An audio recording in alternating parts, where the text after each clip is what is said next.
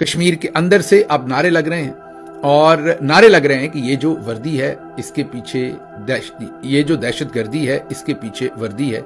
जरा खुद से सुन लीजिए कि किस तरह के नारे वहां पर लग रहे हैं। लोग जनाजों के बाद, आज जनाजे भी हुए हैं, दफनाया भी गया है जो शोहदा थे उनको, और उसके बाद लोग दोबारा से, कर्फ्यू लगा हुआ था लेकिन उसके बावजूद लोग कर्फ्यू तोड़ के आप कह लें बाहर निकले हैं और ये नारे लगाते रहे हैं। जरा सुनिए।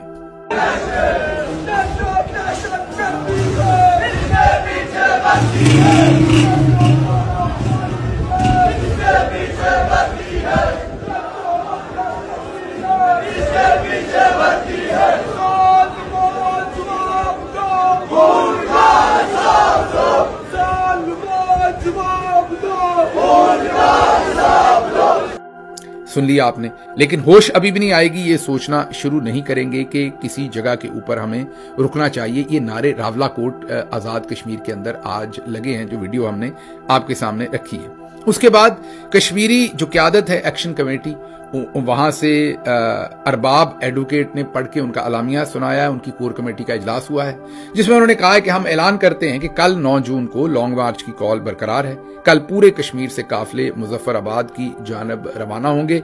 लोग नमक, पानी, कपड़े, राशन वगैरह अपना सामान तैयार कर लें और हमने एहतजाज करना है। मैं एक बार फिर दोनों साइड से ये गुजारिश करूंगा, और पहले हुकूमत की तरफ से, हुकूमत भी नहीं बल्कि मिलिट्री जनरल्स की तरफ के होश के नाखुन लीजिए, डी एस्केलेशन कीजिए, खुदा का खौफ कीजिए आप क्या कर रहे हैं और किस हिम्मत मुल्क को लेके जा रहे हैं। दूसरी तरफ मैं कश्मीर एक्शन कमेटी और दूसरे अकाबरीन से भी गुजारिश करूंगा कि मामले को थोड़ा सा ठंडा करें।